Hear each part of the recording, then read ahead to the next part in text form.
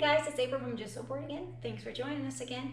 Today we're just going to do a quick unboxing video of this Brother XM2701 sewing machine. So let's get to it. Alright guys, so here it is out of the box. Just wanted to point out a few things. So it is going to come with 27 stitches. There's going to be half of them in the gray. They're going to be just the single needle, and then this one is going to be the dual needle that it does come with. So just wanted to point that out. And it does come with the handy dandy operation manual, and you'll see the lower threading booklet as well. That's going to be an easy guide for that, and the bobbin threading. And then it's going to come with a few different accessories, starting with this zigzag foot that is on the machine right now. And then we have the buttonhole foot.